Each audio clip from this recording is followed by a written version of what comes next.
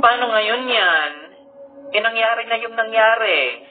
Bakit padala ka na naman sa Hong Kong yan? Ay, teka. Alam ba yan ng jowa mo? Yun na nga, be. Hindi ko pa sinasabi sa kanya. Natatakot ako sa magiging reaksyon niya.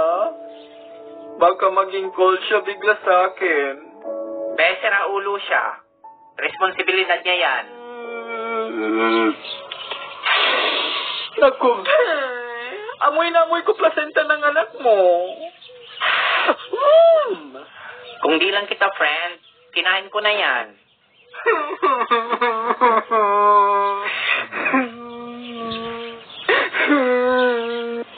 Tara, samahan kita.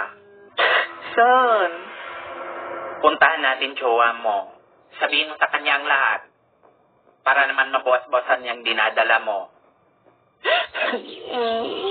And be, for you to know, dalawa dapat kayong problema niyan, hindi yung ikaw lang.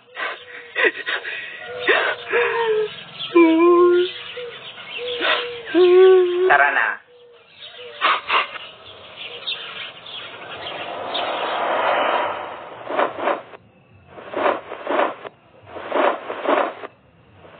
Be, asan na babae ng jowa mo na yan?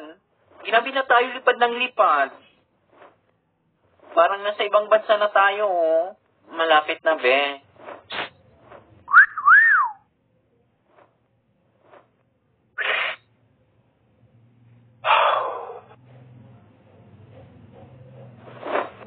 Hi, miss. Taka-white.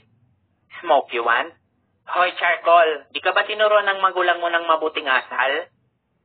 Tigil-tigilan mo nga kami. Epal mo naman. Di naman ikaw yung type ko. Be, buntis tong friend ko. Kaya mong panagutan? Hell no. Bakit? Si Milya ko ba yan? O si? Kaya tumahimik ka dyan. Tara na, be. Eh di sorry.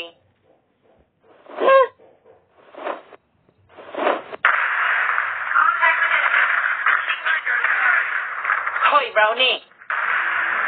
Uy, Ivan! Gabi na! Napabisita kayo. May sasabihin sa'yo si Anika. Bal? Ba't umiiyak? Anong problema? Go, be. Spill the tea. Balbuntis ako. Ha? Wow. Shock yarn. Mangmangan, Brownie. Paano mabubuntis ka? Inagkondom ako. Yung tito mo hindi.